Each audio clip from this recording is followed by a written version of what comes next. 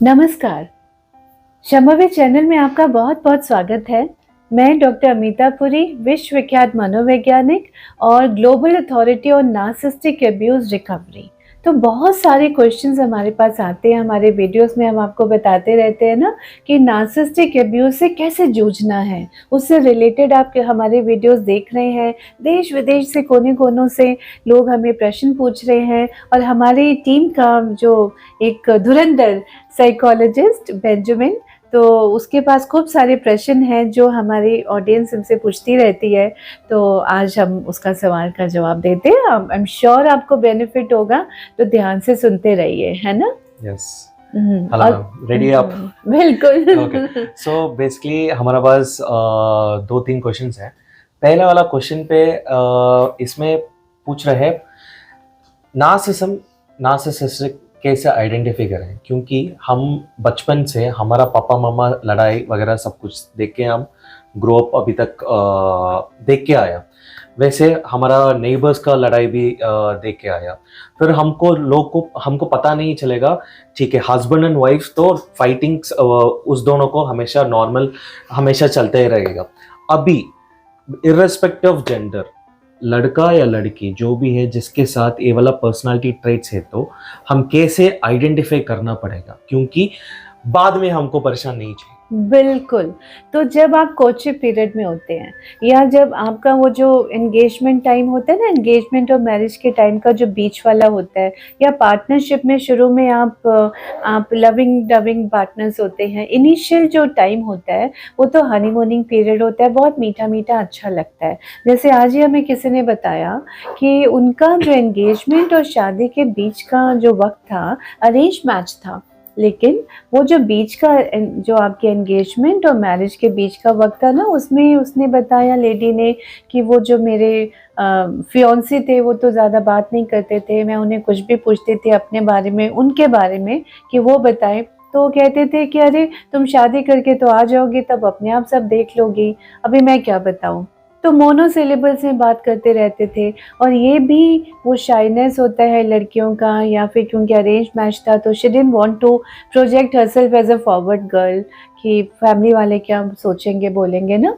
तो उसने बहुत सारे ऐसे रेड फ्लैग्स, या जैसे झिड़क देना, तुम ऐसे फिजूल में सुन रही हो, सोच रही हो, मैं तो सो गया था, तुमसे बात नहीं कर पाया, हालांकि उनके मैसेजेस के रिप्लाई नहीं आते थे, टाइम पे नहीं आते थे। तो ऐसे छोटे छोटे रेड फ्लैग्स वो देखती रही, उसको पीती रही। उसको लगा कि शायद मेरे में कुछ कमी है, कि इसको मेरे में अट्रैक्शन नहीं लग रहा, लेकिन प्रॉब्ली बाद में मेरे को शायद हम शादी के बाद ठीक हो जाएंगे। शादी के बाद कैसे ठीक हो जाएंगे अगर पहले आपका रिलेशनशिप में वो कम्युनिकेशन नहीं है, वो ट्रांसपेरेंसी नहीं है, वो फ्लो नहीं है। तो ये मेजर रेड फ्लैग है भाई। अगर ऐसा कुछ आपके आसपास या आपके साथ भी हो रहा है ना, तो प्लीज़ कमेंट में आप वाई भी भेजिए, हमें पता चले आप किस जगह से आप हमें सुन रहे हैं, देख रहे हैं। तो अपनी जगह का नाम भी लिखिए, और नहीं तो आप जस्ट एक कोई इमोजी भेज दीजिए, है ना, ताकि हमें पता लगे कि आप हमसे कितना जुड़ रहे हैं।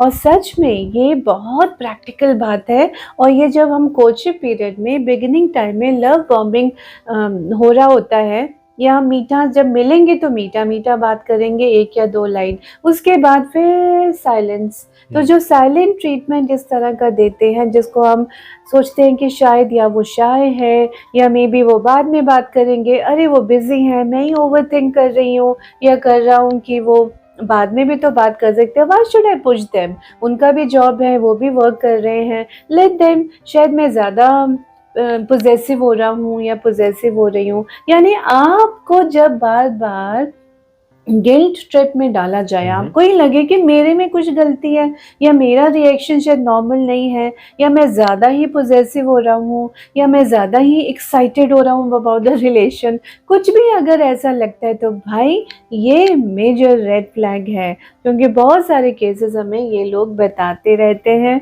और डेली आपको पता है बेंजामिन, हम लोग यही केसेस ही ज़्यादा जो NPD है, नार्सिसिस्टिक पर्सनालिटी डिसऑर्डर वाले, वो हम देखते हैं। नेक्स्ट क्वेश्चन मैम, अभी हमको नार्सिसिज्म के बारे में आइडिया है, लोग को अवेयरनेस भी है। 30 साल पहले कैसा था, ये सारा चीज नॉर्मलाइज्ड था पहले, बट उसका नाम कैसा था या नाम नहीं है ऐसे, what was the context, how people were dealing at that time? पहले भी था, लेकिन पहले क्या था, जॉइंट फैमिली सिस्टम्स होते थे ना, तो उसमें अगर लड़की या लड़का या कुछ इस टाइप की हरकतें कर रहे हैं तो अड़ोसी पड़ोसी, जो चाचा मामा बुआ, ये जो मासी, जो परिवार के लोग हैं, भाभियाँ, बड़े भाई लोग, उनके कज़न्स, उनके दोस्त, सब मिल के रहते थे, मिलते जुलते रहते थे, घर में आना जाना लगा रहता था। तो कैमोफ्लेज हो जाते थे इधर ये बिहेवियर पैटर्न, या उतने विकृत, उतने ज़्यादा भयानक तरीके से बाहर नहीं आते थे। जैसे अभी किसी ने मुझे बताया कि मैं ऑफिस में भी जाता हूँ, मैं अपनी वाइफ से 10x अर्न कर रहा हूँ, और वो भी ऑफिस जाती है मगर मैं उससे 10x अर्न कर रहा हूँ। इसलिए उन्होंने बताया कि अभी मैं आपसे बात कर रहा हूँ, उसके बाद मुझे घर जाना है, घर में मैं बिल्कुल फ़ोन को हाथ नहीं लगा सकता क्योंकि मेरी वाइफ अलाउ नहीं करते। जबकि ये काफ़ी सीनियर लेवल के पर्सन थे, और इन्होंने बोला मुझे घर जाके खाना बनाना है।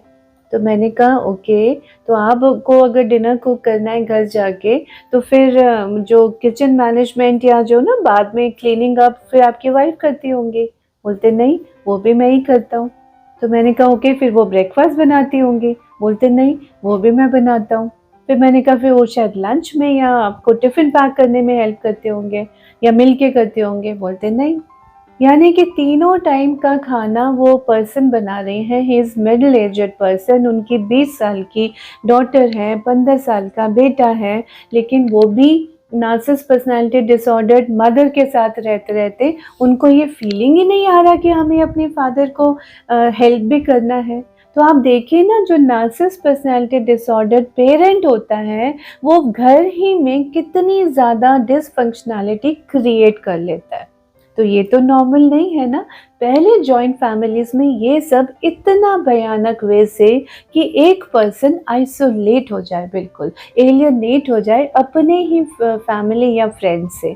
जैसे अभी मुझे किसी ने बताया, उनसे मैं बात कर रही थी, तो उन्होंने बोला कि जब मेरे पेरेंट्स आते थे इस तरह मुझे एलियनेट किया गया कि मेरे पेरेंट्स को के साथ मेरे हस्बैंड ठीक से बर्ताव नहीं करते थे, और अगर मैं रो पड़ती थी या मैं रोआंसी हो जाती थी उनके रहते, तो मेरे हस्बैंड मेरे पेरेंट्स को ब्लेम करते थे कि देखो जी, आप आए हो तो इसका मूड खराब हो गया, ये परेशान हो गई, और मैं नहीं इसको ऐसा परेशान देख सकता।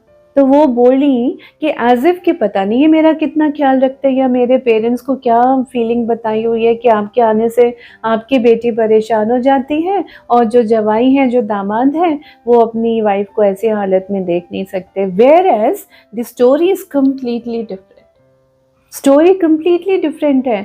जो ये दामाद है वो अपनी वाइफ को भी गुस्सा आता है तो ऐसे करके एकदम बाल पकड़ के, उन्होंने बोला, नोच डालते हैं। और उन्होंने अपना ये दिखाया बाजू, अपनी लेग्स को दिखाया कि बहुत खरोंचों के निशान, के जब गुस्सा आता है तो ऐसे खरोंचते हैं। और कुछ हस्बैंड्स हमें बताते हैं कि जब वाइफ को गुस्सा चढ़ता है ना, तो पूरा एकदम कॉलर पकड़ के और एकदम पूरा, आप सोचे कि आपका पूरा बाजू शर्ट ही निकाल दिया, फाड़ दिया ऐसे करके, स्क्रैचेस। ये नॉर्मल है, पर जॉइंट फैमिलीज में पहले ऐसे नहीं होता था, या होता होगा तो घर के अंदर, कमरे के अंदर, के बाहर किसी को पता ना चले, मगर इतना भयानक रोग नहीं हो सकता। पहले होते थे, लेकिन अभी बहुत सारे सोशल चेंज के कारण वेरिएबल्स हैं। ये वेस्ट में भी होता है, मैं यूएस वगैरह जाती हूँ, दूसरे कंट्रीज़ में जाती हूँ ना, तो वहाँ भी लोग जब बात करते हैं और अपने फ्रेंड्स के बारे में, अपने बारे में, तो यही सेम इश्यूज निकल के आते हैं, वहाँ भी हैं। और हमारे इंडिया में भी सोशल चेंजेस और बहुत सारे वेरिएबल्स के कारण अभी नार्सिसिस्टिक पर्सनालिटी डिसऑर्डर और नार्सिसिस्टिक अब्यूज़ बहुत कॉमन है। आपके पड़ोस में भी, आपके ये इसमें भी, आपके ऑफिस में भी आपको मिल जाएंगे। मगर वहाँ क्या होता है कि आपने पड़ोसी के साथ रहना थोड़ा ना है, ऑफिस में आपने अपने बॉस के साथ या कलीग के साथ रहना थोड़ा ना है, लेकिन अपने फैमिली मेम्बर्स को आप कैसे छोड़ेंगे। मगर उसमें भी बहुत सारे फैक्टर्स हैं। जब हम मैनेजमेंट की बात करते हैं तो भाई इतना आप सरेंडर करते रहेंगे तो बहुत मुश्किल हो जाएगा आपको अपनी ज़िंदगी को जीना। लोग 22 साल में, 30 साल में, 40 साल बाद भी लोग आके बोलते हैं कि भाई हमें अब जीना है। तो नाउ पीपल आर, आप देख रहे हो हमारे पास आते हैं कि ये लोग कह रहे हैं कि भाई अब आप बताइए हम कैसे जिए। तो therapy is very important, regular therapy. आपने एक बार बात कर ली, 2 बार बात की नहीं, hand holding, regular hand holding in terms of therapy intervention बहुत ज़रूरी है। आप करके तो देखिए, आजमा के तो देखिए, आपको कितनी आपको रेजिलियंस और इमोशनल ताकत मिलेगी। आपको पसंद आया हो वीडियो तो प्लीज़ आप इसको सब्सक्राइब करिए, लाइक करिए, भर भर के शेयर कीजिए। पता नहीं आपका कौन से शेयर की वीडियो और किस किस व्यक्ति के पास, किस किस देश के, विदेश के कोने में पहुंचेगी और उसकी ज़िंदगी बदल जाएगी आपके द्वारा, और क्या दुआएं आपको मिलने वाली हैं। करेंगे ना आप? बहुत बहुत धन्यवाद। Thank you.